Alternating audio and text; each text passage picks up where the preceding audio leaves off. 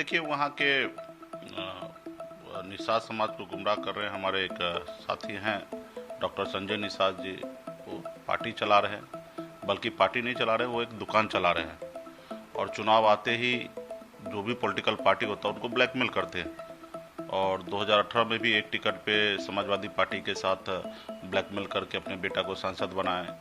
2019 में भी भारतीय जनता पार्टी से एक टिकट लेकर अपने बेटा को सांसद बनाए और वो उत्तर प्रदेश में समाज के हक के अधिकार की बात करते हैं, जबकि सच्चाई उन्होंने दिखा दिया। स्टिंग ऑपरेशन जो उनका हुआ उसमें उन्होंने दिखा दिया कि वो समाज के लिए लड़ाई नहीं लड़ रहे हैं, वो पैसे के लिए लड़ाई लड़ रहे हैं। वो टिकट लेके बेचेंगे और समाज से उसका कोई लेना देना नहीं है, खास करके पिछड़ी जाति के लिए जहर है।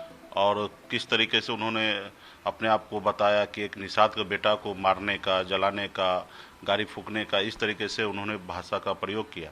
तो कहीं ना कहीं वो निषाद नहीं हो सकता है, क्योंकि निषाद का एक ही सोच है कि निषाद संपूर्ण भारत में जहाँ पे भी है उनके हक अधिकार के लिए लड़ाई लड़े, उनको सम्मान मिले, उनको आरक्षण मिले। बंगाल में, दिल्ली में आरक्षण है तो उसको उत्तर प्रदेश, बिहार या झारखंड में भी आरक्षण मिले। तो ये लड़ाई हम लोगों का है।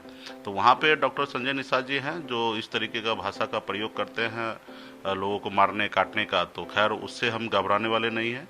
हम मजबूती से उत्तर प्रदेश में 2022 में चुनाव लड़ेंगे। हमारा वहाँ का नारा है आरक्षण नहीं तो गठबंधन नहीं। हम स्वयं 165 सीट पर तैयारी कर रहे हैं। अब मजबूती से वहाँ चुनाव लड़ेंगे और किसी से भय भात नहीं है हमें, और जो होगा देखा जाएगा। हाँ, पार्टी के लोगों ने अलग अलग जगह पे उत्तर प्रदेश में, बिहार में डीजीपी स्तर पे, सरकार स्तर पे उन्होंने लेटर लिखा कि सुरक्षा बढ़ाने का, बट हमें उस सब चीज़ से ज़्यादा फिक्र नहीं है। हाँ, ये है कि डॉक्टर संजय निषाद ये दिख गया कि वहाँ समाज के लिए लड़ाई नहीं लड़ रहे, वो अपने खुद के लिए और अपने परिवार के लिए लड़ाई लड़ रहे हैं। वो सिर्फ दुकान चला रहे हैं, उसको समाज से दूर दूर तक कोई लेना देना नहीं है। हाँ, वही हमें ही धमकी दी है कि मार देंगे, जला देंगे, भगा देंगे, उनके 4 आदमी को आग लगा देंगे, गाड़ी जला देंगे। तो इस तरीके से वो भाषा का प्रयोग किया है।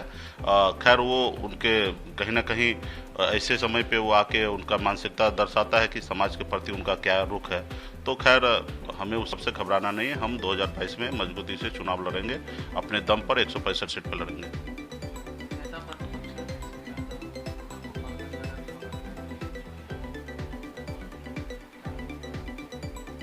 नहीं, देखिए लोगों को मदद करना चाहिए, लेकिन अभी राज्य में पंचायती चुनाव को लेकर आचार संहिता लगा हुआ है, उसको उल्लंघन नहीं करना चाहिए। लोगों को मदद करना चाहिए। रोड पे पैसा बांटने से उनको खाना पीना, उनको बेहतर शिक्षा के लिए ऐसे मदद उनको करना चाहिए। अब पैसा बांटना तो मतलब उनके पास तो बहुत पैसा है, ये जग जाहिर है कि कितना पैसा है, बहुत सारे चीज़ें हैं उनके पास, बेनामी सारे चीज़ें हैं। तो अभी वो सोच रहे हैं कि फिर से सत्ता में आए, इस तरीके से लोभ लालच देकर लोगों को अब फिर से उसी तरीके से बनाएंगे।